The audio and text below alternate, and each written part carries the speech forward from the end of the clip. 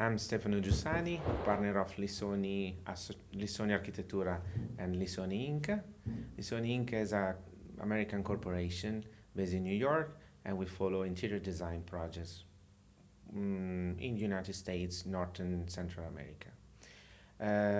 I'm working together with Piero Lissoni since 13 years now, and our activity of the studio is embracing graphic design, interior design, product design, and architecture. So it's a very humanistic approach, you know.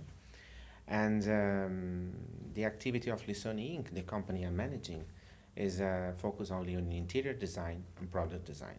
So the field is mostly regarding residential building, hospitality, and retail.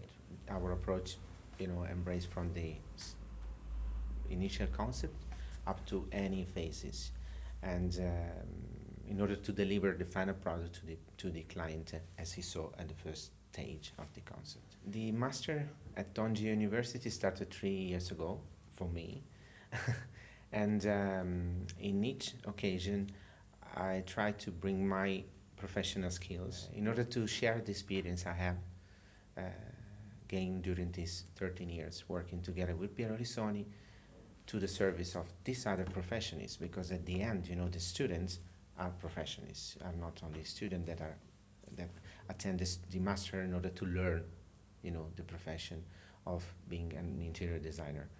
And I found it very interesting, the exchange, that in both ways, what I gave them and what I received from them. Beside that, the one of the very interesting point was the translation of the interior design, Italian interior design, or the Italian style, let's say, into the Chinese language. But talking about the design alphabet, what we did was trying to find a kind of common path, a common alphabet, again, to translate our way of perceiving the design and the Chinese way of interpreting our design. Because sometimes something that is so pure and simple in Italy doesn't mean that it has the same perception in China, and both ways. So something that is very decorated over there can appear too much here in the Italian. So the very interesting point was finding a common language between the two cultures. Being an architect or an interior designer, especially of a quite big firm as I am,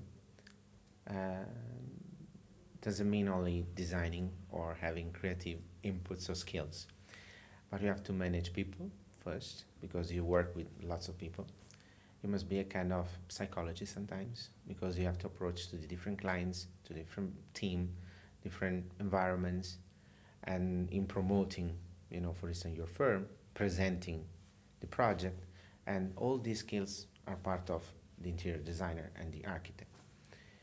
The process behind that, when we think about a project, it's very clear. So if we can follow a kind of step by, or a kind of list of phases, the management of the project itself is quite clear, can follow really specific timing and specific phases, starting from the brainstorming, then the concept, then the schematic, then the detailed design, and then the FF&E, mock-up, and then the delivery to the client. So each one of them require lots of management itself on each phase, because you must take from one hand the time, from the other hand the cost, and use the brain to manage both of the two elements. And this is the same all around the world, no matter if in China, United States, Milano, or wherever. So being an interior designer require lots of skills also in management on many different areas.